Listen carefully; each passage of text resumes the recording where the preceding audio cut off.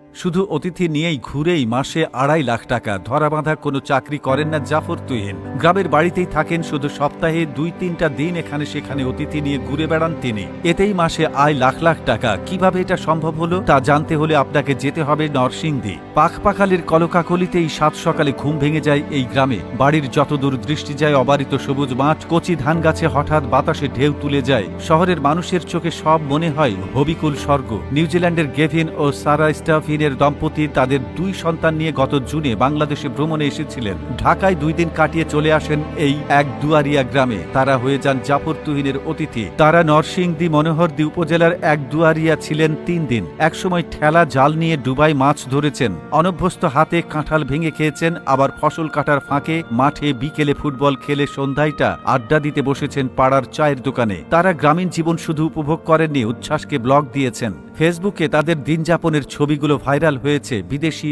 সারা blog করে দেশের মানুষ জাফর তুহিনের সঙ্গে অনেকেই পরিচিত। জানা গেছে তারা এই বাড়িতে এসে রুটি বেলেছেন, রান্নাও করেছেন। গ্রামের মানুষের জীবন ও প্রকৃতির খুব কাছ থেকে দেখেছেন প্রাণ ভরে। অর্থের বিনিময়ে নিজের বাড়িতে অতিথি সেবা, ধারণাটি অনেক পুরনো হলেও আমাদের দেশে একেবারেই নতুন। এ ধরনের ব্যাপারকে জনপ্রিয় করতে কাজ করছেন জাফর তুহিন। এবছরে নিজেদের দোতলা বাড়ির একটি অংশ পর্যটকদের থাকার উপযোগী করেছেন। যারা বাংলার চিরায়ত গ্রামীণ জীবনের স্বাদ নিতে চান তাদের জন্য তুহিনের এই প্রয়াস। জাফর তুহিনের মতে ঢাকায় একবার শিকড় গজিয়ে গেলে মানুষ আর গ্রামে ফিরতে চায় না। অনেক দিনের চেষ্টায় তারা তা পেরেছেন। তাদের মতে গ্রামে থেকে জীবনটাকে এখন উপভোগ করতে চান তারা। হোমস্টেতে জনপ্রতি এক রাত $70 বা 7,000 টাকা নেন। এ মাসেই এক ইংরেজ দম্পতি 3 দিন থেকে গেছেন।